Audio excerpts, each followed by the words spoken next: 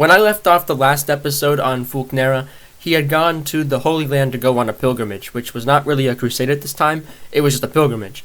But he was still going down there to fight, which is what people did back then as counts. They would go and fight, usually in the service of the Byzantines, maybe as mercenaries, maybe not, and then go to the Holy Land, visit the holy sites, and come home. The motivation for his departure might have been just because he was feeling guilty for having spilt Christian blood at the Battle of Consul. Also, I hate how I say that word because I can't pronounce it. Anyway, but I don't really know how much sympathy or guilt he could have really been feeling about this, just because it was kind of their job as counts, milites, to go and kill people in battle. That's the whole point. That was the way of the world then. So why is he feeling guilty when it's kind of beaten into his brain that this is what you do? And we know that it was a sin to kill in battle. Just look at the penitentials, they'll tell you all about it. So, but that's in the eyes of the church, but how in tune with the churchmen were the counts? It's kind of a tough thing to tell. Anyway, Fulk comes back in 1004, in the 1005 in the winter. We don't know when he came back, really. But he comes back and tells the Archbishop of Tours that he is in good spirits, which is kind of strange because he kills a bunch of people and he's involved in politics, and he goes to the Middle East on a, sometimes that's really a life or death journey. A lot of people could die going to the Holy Land. He goes down there, fights a bunch, kills other people probably, and then looks at a cool couple things, comes back and says, I'm in great spirits. I'm ready to go back to my usual killing business. Go figure. He also started talking about building a monastery, which would be sort of his establishment as count, which we'll talk about later. What's more pressing is that when he was gone, the Bishop Renaud of Angers had done some bad stuff because he had been swayed by the abbot of Saint-Florent, which I talked about in the last video, who was a not subordinate really, but a chosen man of the Count of Blois, close to Angevin territory. So he had convinced the bishop and also the Viscount to betray. That's a problem because Bishop Renaud of Angers had lands in the Mauges region, which was to the northwest of Angers, and he basically said the deal was that Bishop Renaud's father was Viscount Renaud, who was Viscount of Angers. So Viscount Renaud had made a deal with Geoffrey Greymantle around 972 that would have his lands in the Mauges region, his alids, devolved to the count upon his son, Bishop Renaud's death. But basically, so this was a simoniacal agreement. Viscount Renaud had basically bought the bishopric for Renaud, his son, which is actually pretty common at this point. You can read Raoul Glauber, for example, denounces the rampant simony across the entire church, basically. So the big deal was that when Fulk was on pilgrimage, the Bishop Renaud had, in turning away from him, he had this conventum that was made. He took the lands and gave them to the monasteries of Saint-Serge and to Saint-Maurice, also in the Mauges region, which was against the arrangement. So when Fulk came back, he was obviously pretty mad about it, given his angry temperament. So then the bishop actually did a trial by ordeal, which was something that the church really didn't like at the time, and apparently he didn't have a problem with it anyway, where he put a servus, who was freed for this, and sent him into the forest without any protection.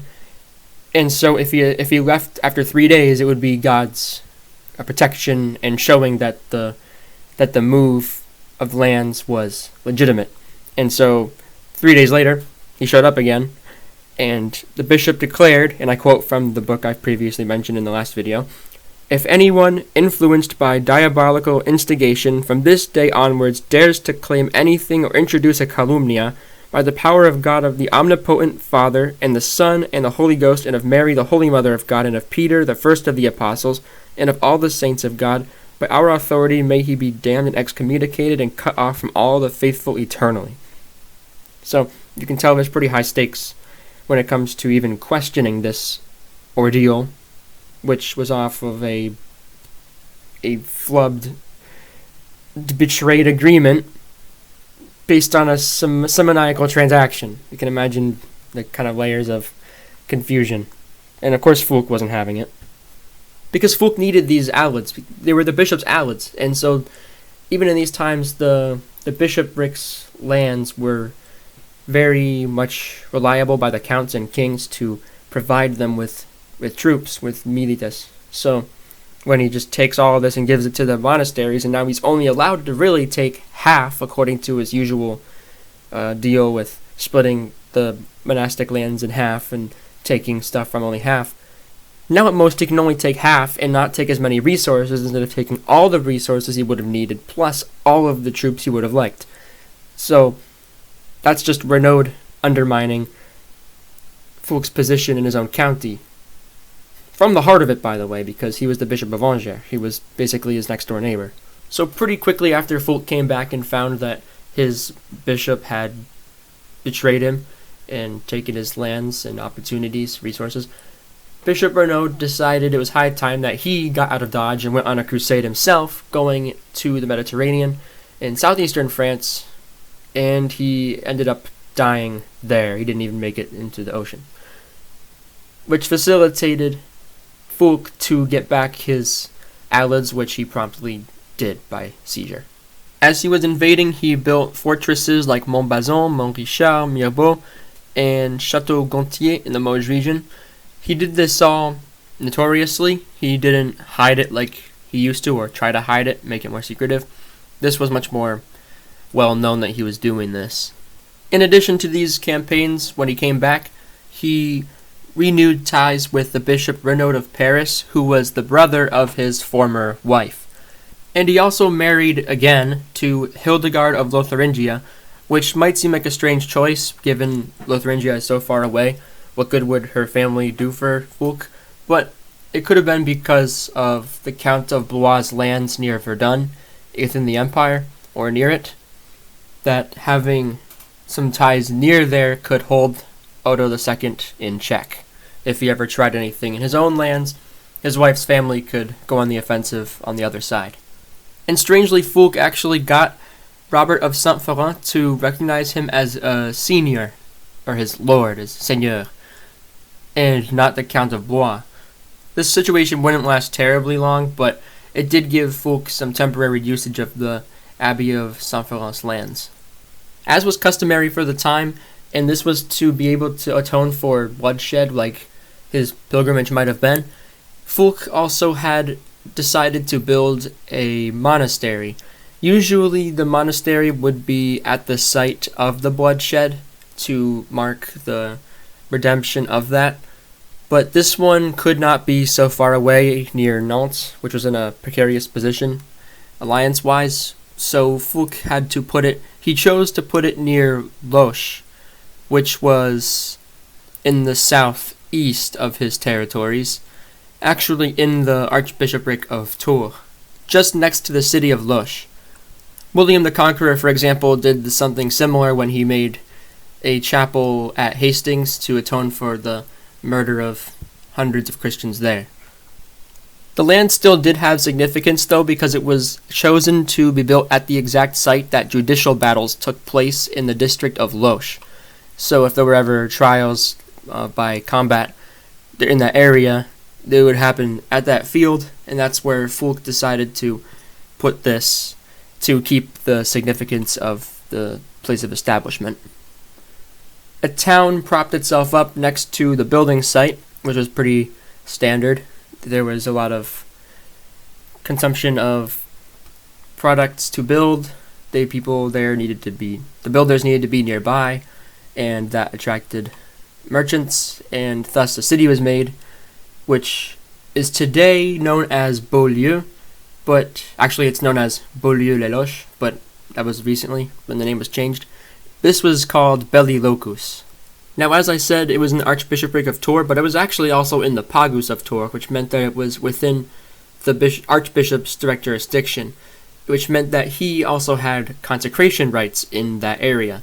So Fulk would have been asking for his enemy's bishop to consecrate his own thing for a battle that he won over the bishop's man's ally, Conan, where he was killed, which didn't go over well, you can imagine. So Fulk had to go off to Rome instead, to Pope Sergius IV, and to present his case.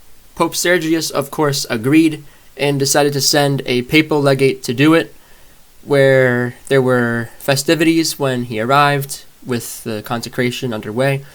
But ironically enough, and in seemingly a second sign of God's displeasure with Fulk, that exact same night, according to the chronicles, a storm blew through and tore half the roof off with strong winds, which was seen again by Raoul Glauber as an obvious sign of divine displeasure.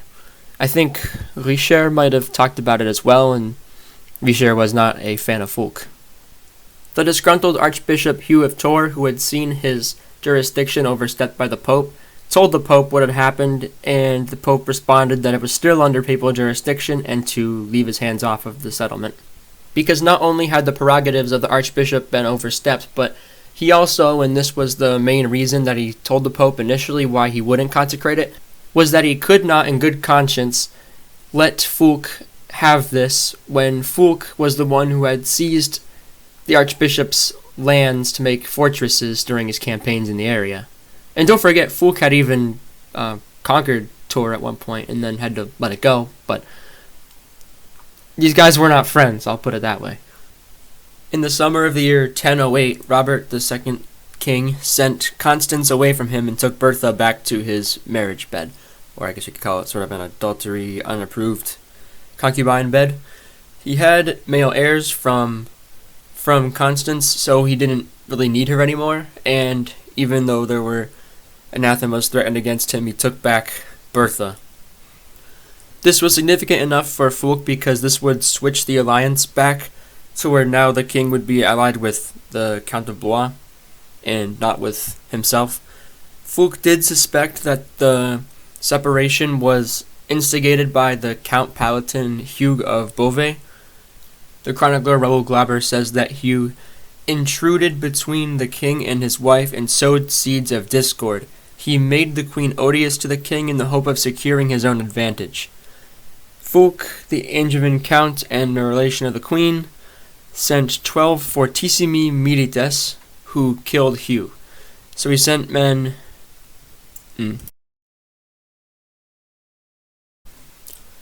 So in the middle of a hunting party with the king, Hugh of Beauvais was assassinated by 12 of Fulk's men, supposedly 12. And it was pretty obvious who had done it because of their accoutrements. This action and order, of course, led to accusations of treason from Robert II, and so terms were made with Fulk that he should present himself for trial and hand over the men who did the murder, among a few other things, which would make him betray his own men, so he didn't do it, these terms, by the way, were presented by Fulbert of Chartres, the Bishop of Chartres. The following summer in 1009, Fulk went off to Rome to get the approval of Pope Sergius IV again, this time for the absolution of his crime of killing Hugh of Beauvais, the Count Palatine. In later renditions of the story, probably oral tradition, there was a different way that this came about, was that Fulk with his men had gone to Rome, and the Pope there told Fulk, ordered him to go and kill Crescentius, the patriciate there who was kind of roughing the place up with his machinations. To which Fulk had asked the Pope for a pre-absolution, saying, "I ask that you absolve me and my men from the sin of murder and from the crime of premeditation." And the Pope said, "I absolve you from sin, and I will reward you with gifts as you are worthy." So Fulk had his 12 men sent out. Of course, 12, you can imagine the significance there. Then asked the Pope again when they finished the job if there was any need for absolution, and he said that there was not, that there was no need for absolution from someone who had helped the church by killing an enemy of God. Of course, Crescentius had died about a decade prior. He had been one of the ones who was fomenting discord in the Roman city at the time when Otto III had put his cousin Gregory V, Bruno of Carinthia, as pope, and then he was ousted by Crescentius and Pelagiotos of Piacenza. The point here is that it had nothing to do with Crescentius that Fulk had gone to Rome. It was actually to do with Hugh of Beauvais, but the tradition seemed to develop differently. So basically, Fulk was given pardon for the murder of Hugh of Beauvais, and then he was sent on his merry way on a pilgrimage to the Holy Land, which may seem like a penitential journey, which it was, in a sense, but it made any serious effort on his lands quite objectionable by ecclesial powers, since he might have been seen as a penitential pilgrim, and you could not, in good conscience, in the eyes of the church, attack the lands of somebody who was on pilgrimage. And by penitential pilgrimage, we of course talk about going and campaigning in the Middle East, usually in the service of the Byzantines, against the Muslim Turks. This was the time, during his time there, that news reached Europe of the destruction of the tomb of the Holy Sepulchre by Al-Hakim II, which might have made some think Fulk had died, and thus acting would be a bad idea because there would be a new political situation. On returning, he met with the Pope again, and he agreed to send a papal legate to do the consecration. And he received some relics from the Pope, some of those of St. Lawrence and of the martyrs Daria and Chrysanthus. While Fulk was in the Holy Land, Robert and Otto II went to the Pope to ask him to legitimize the liaison between Robert and Bertha, which he rejected, getting rejected again. When he reached back to France, Fulk prepared ahead of himself an Adventus ceremony, which was a big deal in the Middle Ages and in antiquity, not only of himself, but also of the relics which he brought in procession to the castrum at Loche, which was right next to Beaulieu, or Belli Locus. With this triumphant return of a penitential proto-crusading count carrying relics and even a piece of the Holy Sepulchre, which he allegedly broke off of Christ's tomb with his teeth, since God weakened the wall enough for it, according to the slightly later Gesta Consulum. He had not the time to be merry like the last time. This time he had to fight to regain losses incurred during his absence, because when he was gone this time he had put Maurice in charge again, and most of his men were always still loyal to him, but sometimes there were significant losses. Certain towns or cities might be flipped over to the surrounding enemies, usually to Odo of Blois. He went to his former man Landry's fort at Châteauneuf, which was closer to Blois, and compelled the men there, under the laws of deditio, which would make them all get killed otherwise, that they gave up, and Fulk seized the castle and its territories. He also took back Montbazon, a stone fortress. On the return of Fulk, he decided then to give all the exemptions to Belli Locus, which was right next to Loche, to stimulate its economic growth as a town. He gave all sorts of exemptions from taxes, and he gave them the right to produce coins, just like next door Loche, in the same exact style as them. And he gave regalian rights to the people as a whole. All of the inhabitants of the city, town, were now to be freed and of free status. And this was all to drag people from nearby settlements, especially because this settlement was pretty close to the county of Blois. He could maybe pull some of his competitor Odo's men towards him instead. Significantly, the coins had on one side the tomb of the Holy Sepulchre, which Fulk associated with Belli Locus because he had supposedly taken a piece of it by biting it off. While he was awaiting for Peter of Piperno, the papal legate, to come consecrate Belli Locus, Archbishop Hugh of Tours went to Rome to plead his case and claimed there was an overstep in jurisdiction based on Roman law, which said only a bishop could consecrate in his diocese, but the Pope's man argued that the rule of law prevailed, where the one on whose land it is gets to decide how it's consecrated. It was summarized with a legal term, cuius est hereditas ipsius est consecratio.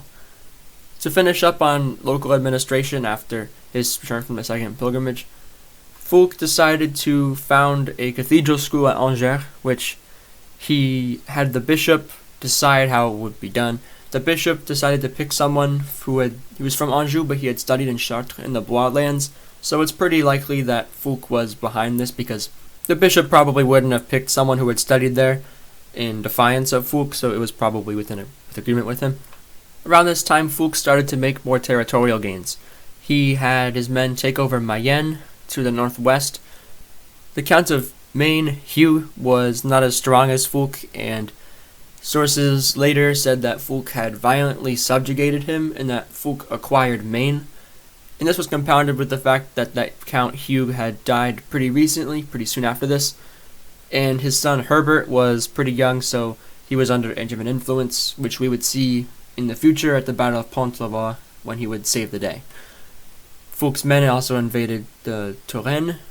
Tours itself was surrounded by fortresses that had been made for other purposes and other campaigns, but now happily circled the Castrum, which Fulk had once held but had been taken away, obviously, by this time.